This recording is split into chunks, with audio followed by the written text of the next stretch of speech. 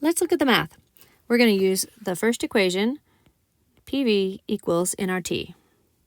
PV equals NRT, PV equals NRT. I'm not sure why, but that actually was able to stick with me. Something in those words or the letters, some combination, it just sticks really well. Remember, this is one where the pressure units have to match your R. So this is the pressure units. And you may want to make your own version of this little equation. I used to make like little notes around them, like where I'd put like little reminders like ATM, you know, and liters. And then, you know, I just use like different colors and remind myself the units that everything in this equation has to be. And then right down here, I might actually put, you know, what R is, 0.0821, and then all of his units.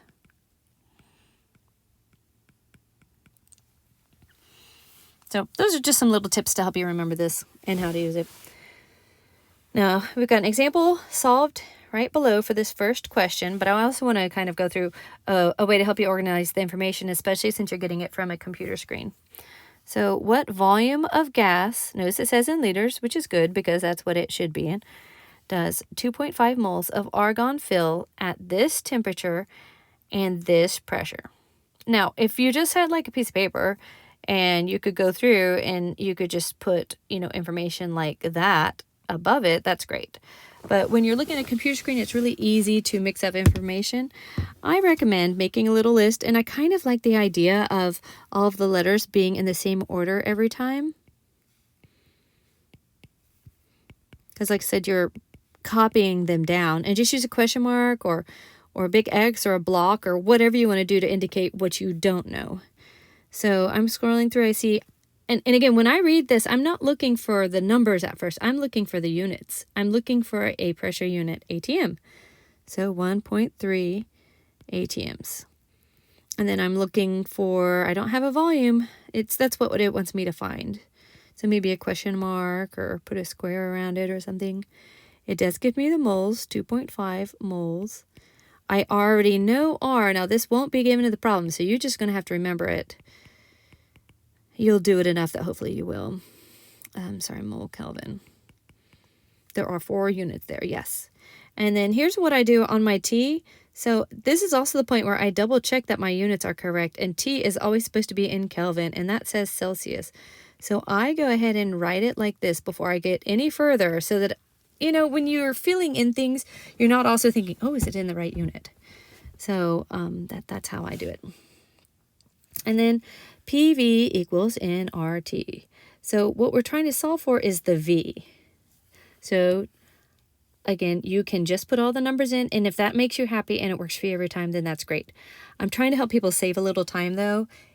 It's much faster to just rewrite 1 or 2 or 3 letters than it is to write all of those numbers in and then move them all around. So I do recommend, in most cases, unless it really confuses you, go ahead and just move your unit around. Actually, I don't want to get rid of my V. I want the V by itself. I want to get rid of my P, my pressure. Not get rid of, but I want to move it to the other side. So that cancels out, and I'm left with V now. And then there's my equation right there. And then I just plug everything in.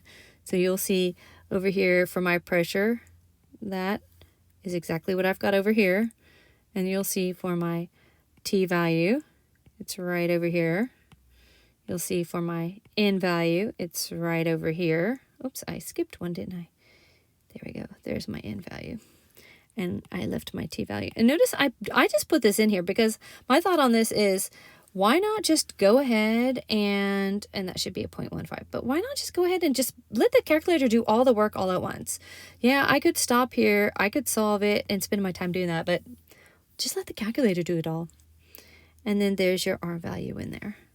So then I plug all of that into the calculator and I get 2.5 times, make sure it's showing, 0.0821 times parentheses 273.15 plus 25 parentheses closed divided by 1.3. So I get 47. Oops. And I'm going to put an extra little sig fig or two in there for a second. We'll double check them all. We go through. Oh, look right here. I've already only got 2 sig figs there. This also has 2, and this has 1, 2, 3. Well, the final answer had 4, but in the when you solve this right there. But look, I've already got 2. I can just go with 2 sig figs right here. And notice that nothing bumps it up. So the answer is just 47. And what's the unit? So watch what happens to all of our units here. So this is a mole on top getting canceled with that's a divided by sign.